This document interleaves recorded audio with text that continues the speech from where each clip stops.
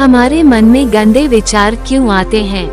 हम नहीं चाहते, लेकिन फिर भी हमारे मन में गंदे विचार आते रहते हैं। लेकिन मन हमारा सबसे बड़ा दोस्त और मन ही सबसे बड़ा दुश्मन क्यों है?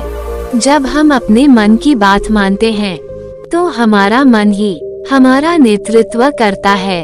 भटक जाते हैं, और जब हम मन को संतुलित कर लेते हैं तो हम अपने जीवन में हर चीज का ध्यान रखते हैं। हम अपने मन में आने वाले गंदे विचारों को रोकने की कोशिश करते हैं, लेकिन जितना अधिक हम रोकते हैं उतना ही ये विचार हमारे अंदर प्रवेश करते हैं।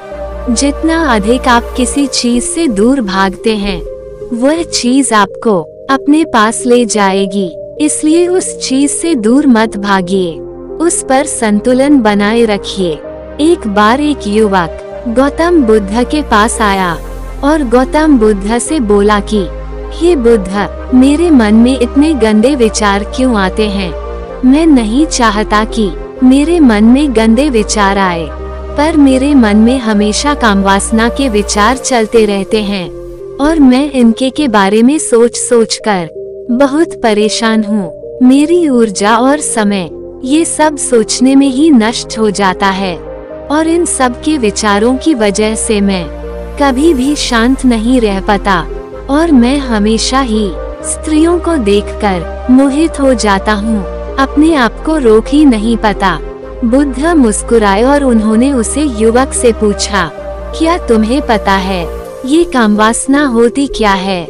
फिर लड़के ने उत्तर दिया और कहा, बुद्ध, मैं ये तो नहीं जानता कि कामवासना होती क्या है, पर हाँ, ये जो भी है बहुत बुरी चीज है। फिर बुद्ध ने उसे युवक से कहा कि सबसे पहले तो तुम ये समझना है कि प्राकृतिक रूप से जो भी चीज हमारे अंदर है वो बुरी नहीं है। हमारे जीवन में उसकी कुछ न कुछ जरूरत है। वासना कोई बुरी बात नहीं है, ये तो हमारे मन की एक भावना है जो हमें किसी न किसी चीज की कमी का एहसास करवाती है, और फिर हम उसे चीज को पाने के लिए उसे चीज की तरफ आकर्षित हो जाते हैं। जैसे अगर तुम्हारे पास धन की कमी है तो तुम में धन पाने की वासना उत्पन्न हो जाएगी। तो वासना कुछ और नहीं, बस एक प्रकार की कमी है, जो कि एक प्रकार की जरूरत का एहसास है। और जब ये जरूरत शारीरिक हो तो हम इसे कामवासना कह देते हैं। युवक ने गौतम बुद्ध को कहा कि बुद्ध, मुझे कामवासना का मतलब तो समझ में आ गया, पर आप मुझे ये बताइए कि यह आती कहाँ से है और कैसे आती है? ये गौतम बुद्ध ने कहा कि कामवासना कहीं से आती नहीं है, ये तो हमारे अंदर ही होती है, और इसका होना तो जरूरी भी है, तभी तो मानव जाति का विस्तार होगा। युवक ने कहा, जब ये हमारे अंदर ही है और जरूरी भी है, तो फिर लोग इसे गलत क्यों बोलते हैं? बुद्ध ने कहा कि यही तो समस्या है, लोगों ने कामवासना को गलत तरीके से सोच लिया है, इसे छिपाने की दबाने की कोशिश करते हैं। कामवासना गलत नहीं है, बल्कि कामवासना का गलत तरीके से प्रयोग करना गलत बात है। लोग जिससे प्रेम करते हैं बस उसी के लिए जीने लग जाते हैं, उसे पाना ही अपना लक्ष्य बना लेते हैं और उसी के बारे में हमेशा सोचते रहते हैं, पर यह सब गलत है। बुद्ध ने युवक से कहा, क्या तुम्हें पता है जानवरों में भी कम वासना होती है? युवक ने उत्तर दिया, हाँ बुद्ध, जानवरों में भी काम वासना होती है, क्योंकि जानवर भी तो आखिर अपनी पीढ़ी को आगे बढ़ाएंगे। बुद्ध ने कहा, तो फिर हम जानवरों की काम वासना को गलत क्यों नहीं कहते? युवक ने कहा, मुझे नहीं पता, महात्मा आप ही मुझे बताइए। गौतम बुद्ध ने कहा कि जानवर अपनी कामवासना का प्रयोग आनंद प्राप्ति के लिए नहीं करते, वह तो सिर्फ संतान उत्पन्न करने के लिए कामवासना का उपयोग करते हैं। जानवरों को प्रकृति ने इतनी समझ नहीं दी कि वह कामवासना को अपने सुख का आधार बना सके, जबकि मनुष्य अपनी समझ के बलबूते पर प्रकृति में पाई जाने वाली प्रत्येक वस्तु को अपने सुख के लिए अपने प्रयोग करता है।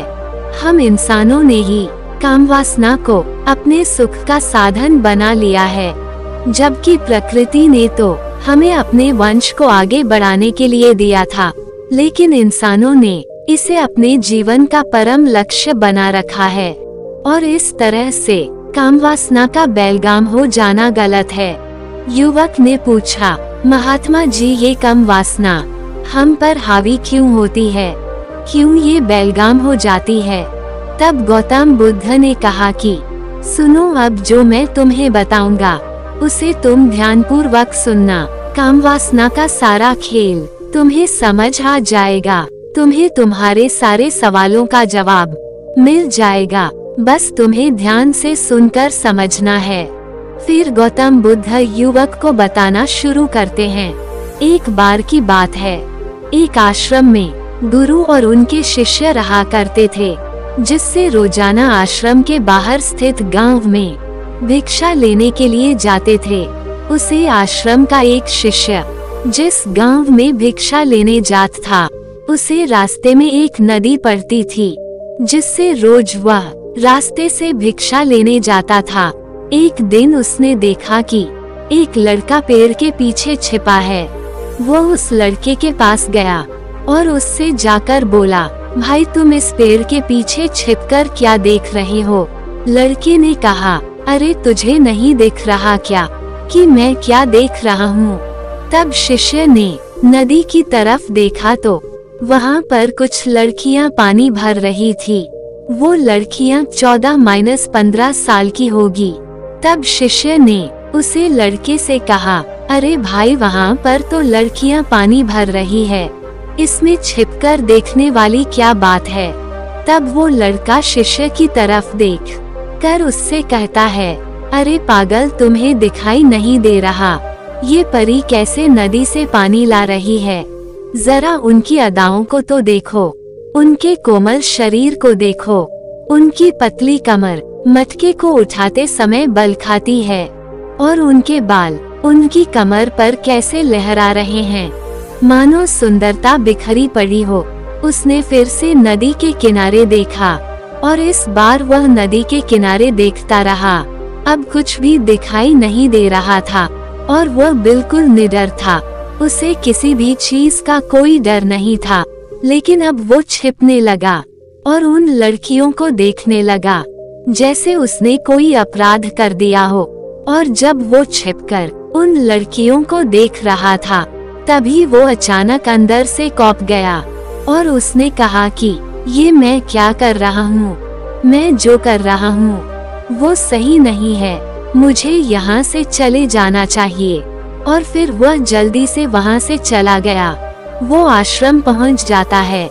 आश्रम जाकर वो अपने कार्यों में लग गया, लेकिन जो अभी वह देखकर आया था वही उसकी आँखों के सामने बार बार आ रहा था। उसके मन में वही दृश्य चल रहा था। उसका दिमाग सब कुछ देखने के लिए संघर्ष कर रहा था। उसका किसी भी काम में मन नहीं लग रहा था। सुबह होते ही वह रोज जल्दी ही भिक्षा के लिए आश्रम से निकल जाता और उस नदी पास वाले पेड़ के पास जाता, जहाँ पर वह लड़का पहले से मौजूद रहता था। उसके साथ मिलकर लड़कियों को छुप छुप कर देखता था। अब वह ऐसा रोज करने लग गया। यह उसके रोज का काम हो गया। अब उस शिष्य का मन किसी भी काम में नहीं लगता था। वो हमेशा ही किसी न किसी प्रकार के विचार में उलझा रहता। वो आश्रम के कार्यों को भी ठीक ढंग से नहीं कर पा रहा था।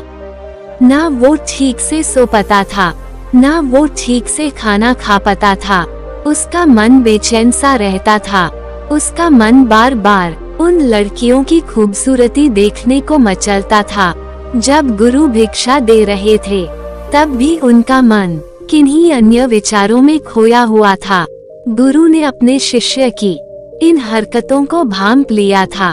फिर एक दिन गुरु ने शिष्य को अपने पास बुलाया और कहा कि आज से मैं भी तुम्हारे साथ भिक्षा मांगने चलूंगा। आप और मैं एक साथ भिक्षा मांगने जाएंगे। तभी शिष्य गुरु को मना करते हुए बोला, नहीं गुरुदेव, आप परेशान क्यों हो रहे हो?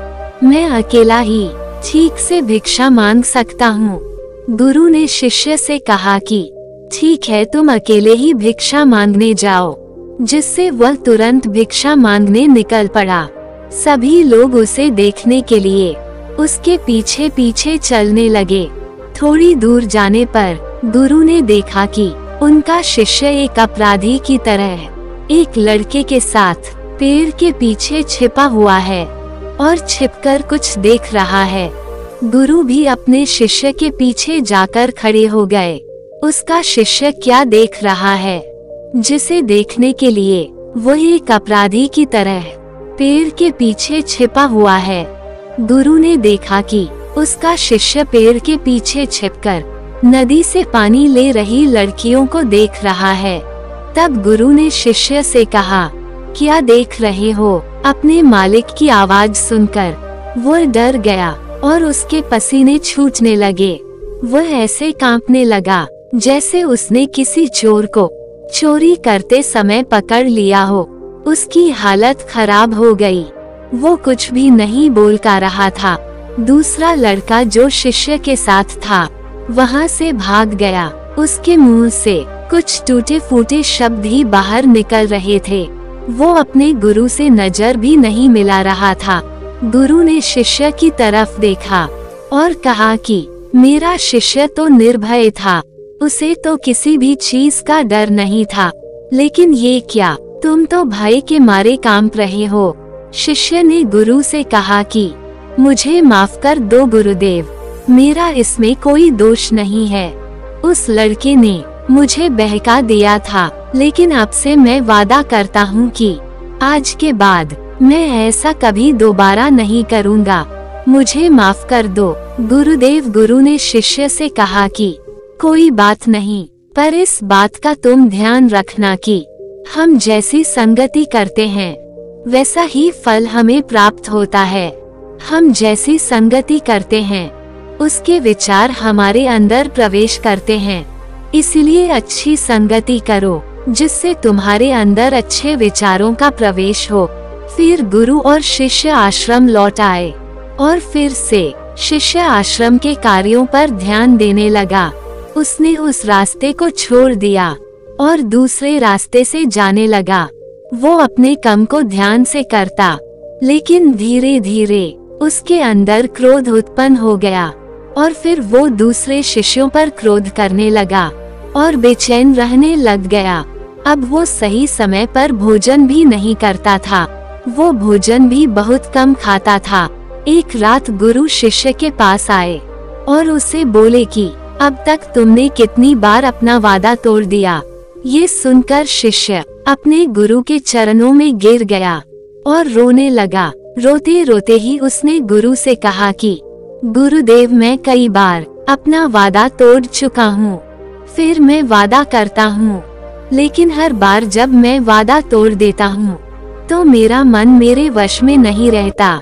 मैं बहुत कोशिश करता हूँ कि अपने मन से सारे बुरे विचार निकाल दूं, लेकिन चाहकर भी मैं ऐसा नहीं कर पाता। फिर गुरु ने शिष्य को कहा कि चलो मेरे साथ। गुरु शिष्य को आश्रम के बगीचे में लेकर गए और शिष्य से कहा कि देखो, यहाँ पर कुछ नाली बनी हुई है जिससे नदी का पानी इन पौधों तक आ रहा है और यह पानी निरंतर गति से आगे बढ़ रहा है। क्या तुम इस पानी के बहाव को रोक सकते हो? शिष्य ने कहा कि हाँ गुरुदेव, मैं इस बहाव को रोक सकता हूँ। फिर शिष्य ने मिट्टी उठाकर उस नाली में रख दी तो पानी थोड़ी देर के लिए रुक गया और फिर थोड़ी देर बाद उस मिट्टी के ऊपर से पानी बहने लगा। गुरु ने शिष्य से कहा, यह क्या है? पानी रुक गया है। नहीं। फिर से शिष्य ने कुछ कंकर पत्थर उठाकर उसे नाली में रख दिए और फिर थोड़ी देर के लिए पानी रुक गया, लेकिन फिर थोड़ी देर बाद ही उन कंकड़ पत्थर के ऊपर से पानी निकल आया। फिर गुरु ने कहा कि शिष्य, ये क्या हुआ? पानी तो फिर से बहने लग गया। तुम तो बोल रहे थे कि तुम इसे रोक दोगे। क्या हम किसी काम को रोकना चाहे तो क्या हम उसे रोक नहीं सकते? तब शिष्य ने कहा, कोई बात नहीं गुरुदेव, मैं इस पानी को तो आपको रोक के दिखाऊंगा। शिष्य फिर से एक बड़ा सा पत्थर लेकर आया और उसे नाली पर रख दिया और पानी रुक गया। तब गुरु से कहा कि देखा गुरुदेव, मैंने कहा था ना कि पानी को मैं रोक दूंगा। मैंने पानी को रोक दिया, आपकी बात मैंने पूरी कर दी। गुरु मुस्कुराए और बोले, अच्छा जरा ध्यान से देखो, पानी रुक गया क्या? वो तो पीछे की नाली तोड़कर बाहर निकल गया और अगल बगल से बह रहा है। और ध्यान से देखो, इस पत्थर की आगे भी आ गया और ये पानी अपना रास्ता बदलकर फिर से आगे की तरफ जाएगा। और फिर थोड़ी देर बाद ऐसा ही हुआ। फिर गुरु ने शिष्य को समझाया कि तुम्हारे साथ भी तो ऐसा ही चल रहा है। तुम बार बार प्रयास कर रहे हो, बड़े से बड़ा प्रयास कर रहे हो, पर हर बार तुम्हारा प्रयास टूट रहा है और यह हमेशा टूटता ही रहेगा। तुम कितना भी बड़ा पत्थर रख लो, लेकिन पानी तो अपना रास्ता बना ही लेगा। ये सब देखकर शिष्य ने गुरु से कहा कि हे गुरुदेव, क्या कोई तरीका नहीं है जिससे मैं गंदे विचारों से बाहर निकल सकूं और यह मेरे मन में आए ही ना। गुरु शिष्य को एक नदी के पास ले गए जहां से उसे बगीचे में पानी जा रहा था। गुरु ने शिष्य से कहा, वो पानी इसी नदी से जा रहा है। अगर हम यहीं से उसे रास्ते को बंद कर दें जहां से पानी बगीचे में जा रहा है, तब क्या हम पानी को रोक नहीं सकते? शिष्य ने कहा कि हाँ गुरुदेव, अवश्य ऐसा हो सकता है। मैं इस पानी को यहीं से बंद कर देता हूँ, तब आगे की नाली में पानी जाएगा ही नहीं और फिर बगीचे में पानी जाएगा ही नहीं। फिर शिष्य नदी से जाने वाले रास्ते को बहुत मेहनत करके पत्थर और मिट्टी डालकर बंद कर दिया और गुरु से कहा कि गुरुदेव, मैंने पानी को बंद कर दिया है, अब ये पानी बगीचे में जाएगा ही नहीं। तब गुरु ने कहा, शिष्य, अगर पानी बगीचे में नहीं जाएगा तो पेड़ पौधों को पानी कहाँ से मिलेगा? उन पेड़ पौधों को तो पानी की आवश्यकता है और उन पेड़ पौधों में कुछ पेड़ पौधे तो ऐसे हैं जिनको रोज पानी की आवश्यकता है। वह तो मुरझाकर मर ही जाएंगे, उनका क्या होगा? पानी तो हमें खोलना ही होगा। शिष्य ने गुरु की बात सुनकर वापस नदी से जाने वाले पानी का रास्ता खोल दिया। तब गुरु ने शिष्य से पूछा, शिष्य, अगर हम इस नदी के पूरे पानी को बगीचे की तरफ मोड़ दे तो क्या होगा? तब शिष्य ने जवाब दिया कि गुरुदेव, वहाँ पर जितने भी पेड़ पौधे हैं वो गलकर नष्ट हो जाएंगे, वहाँ पर कुछ नहीं बचेगा।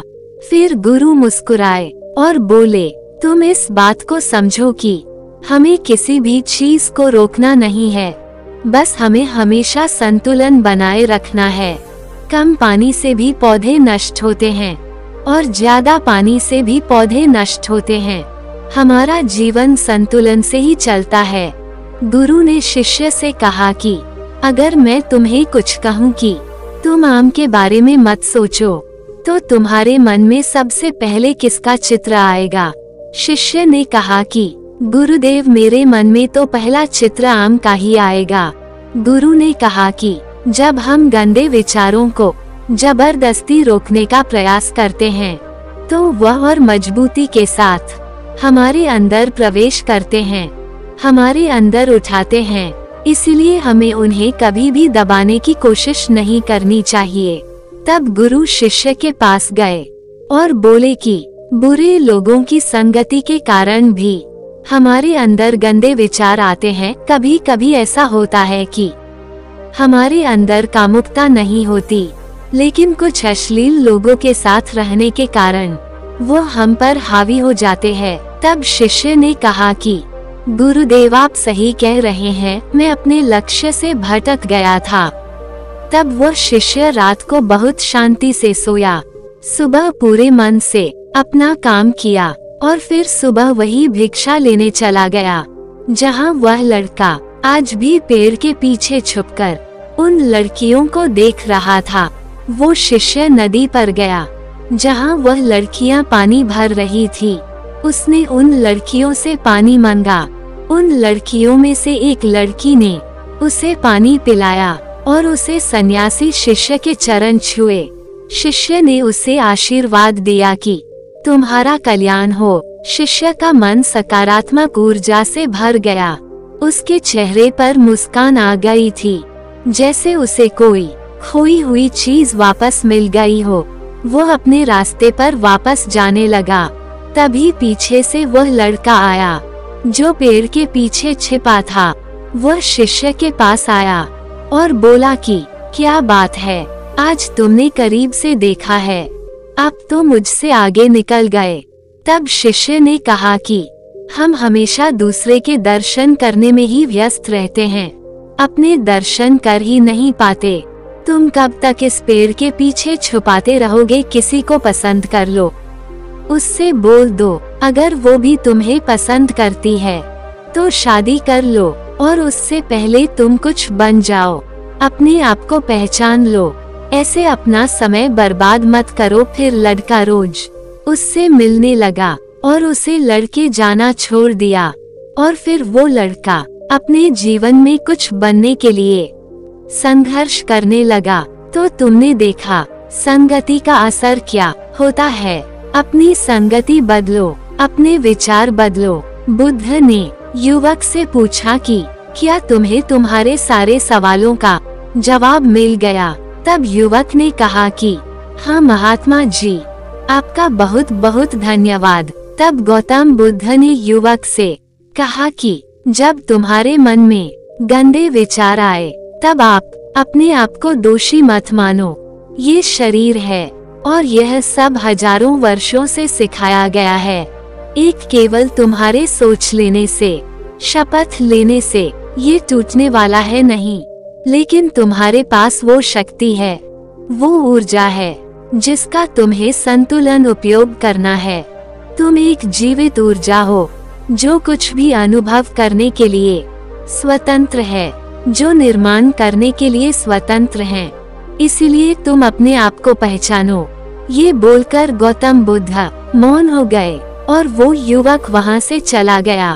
तो दोस्तों, ये कहानी समाप्त हो गई और इसी तरह का कहानी सुनाने के लिए मेरे चैनल दृष्टि स्टोरी को जरूर सब्सक्राइब कर ले, ताकि वीडियो का नोटिफिकेशन आप तक सबसे पहले पहुँचे।